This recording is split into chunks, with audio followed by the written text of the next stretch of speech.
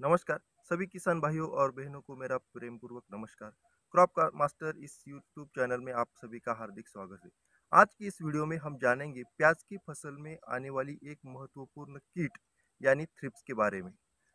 Thrips और प्याज की फसल यह एक परसिस्टेंट पेस्ट है, यानी जिस जिस खेत में हम प्याज की फसल उगाते हैं उस फसल में किसी कीट का प्रादुर्भाव हो या न हो, मगर उस फसल में हमें थ्रिप्स का प्रादुर्भाव जरूर मिलता है।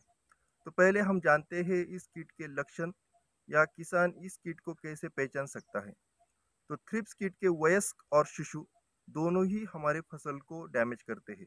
अगर हमें वयस्क और शिशु देखने हैं तो अ, अगर आप इस पौधे को देख रहे हैं तो इन पौधों में जो बीच की पत्ती आपको दिख रही है, हम्म, ये जो नई पत्तियां यहाँ से आती है, इसके जंक्शन पर हमें ये जो आप देख रहे हैं, जो पीले और काले कलर के रंग के जो कीट दिख रहे हैं आपको, उसे हम थ्रिप्स कहते हैं। अब जानते हैं कि ये कीट हमारे फसल को कैसे नुकसान पहुंचाती है। तो थ्रिप्स कीट के वयस्क और शिशु दोनों ही हमारे पत्तियों को स्क्रैच करते हैं। स्क्रैच करने के बाद उस पत्ती में से सेल सैप बाहर निकल के आता है और फिर उस बाहर निकले हुए सेल सैप को यह कीट शोषित करता है। इस प्रकार हमारे पत्तियों पर धब्बे पड़ जाते हैं, बाद में वो सफ़ेद काले रंग के बनते हैं।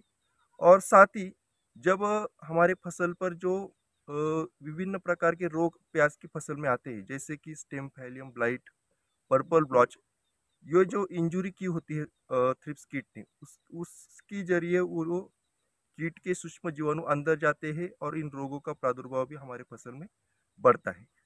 अब हम जानते हैं कि थ्रिप्स की जो फसल में जो प्रादुर्भाव होता है वो कब बढ़ता है। तो जब वातावरण में टेम्परेचर की मात्रा अधिक होती है, टेम्परेचर जब बढ़ता है तो थ्रिप्स की मात्रा भी बढ़ती है। और जब वातावरण में नमी बढ़ती है तो थ्रिप्स की पॉपुलेशन कम होती है।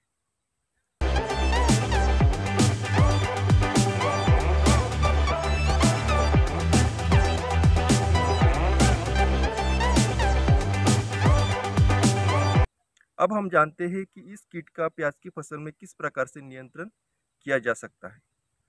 तो इसके नियंत्रण के लिए जो एकात्मिक कीट व्यवस्थापन है उसके अंतर्गत हम पीले और नीले कलर के जो चिपको ट्रैप होते हैं उसका इस्तेमाल कर सकते हैं। अगर वो ट्रैप हम फसल में लगाते हैं तो थ्रिप्स कीट उस ट्रैप को चिपक कर मर जाती है। दूसरा, हमारे फसल के चारों तरफ हम मक्का की फसल के 2 रोज़ अगर लगाते हैं तो वह एक बैरियर बन जाता है, जिससे कि बाहर की थ्रिप्स की पॉपुलेशन हमारे फील्ड के अंदर नहीं आ सकती। तीसरा, हम यह कर सकते हैं कि जो हम खाद की मात्रा इस्तेमाल करते हैं, जैसे कि नाइट्रोजन जैसे यूरिया, उसका इस्तेमाल ज़रूरत के अनुसार ही करना चाहिए। अगर ज़्यादा मात्रा में नत्रयुक्त खाद का यूज़ हम प्याज की फसल में करते हैं तो उससे थ्रिप्स की जो पॉपुलेशन है हमारे पौधे पर जो उसका जो प्रादुर्भाव है वो बढ़ जाता है। और अगर कीटनाशक इस्तेमाल के बारे में हम देखेंगे तो 2-3 कीटनाशक मैं आपको सजेस्ट करता हूँ। पहला कीटनाशक है इमिडाक्लोरोप्रिड प्लस फिप्रोनिल।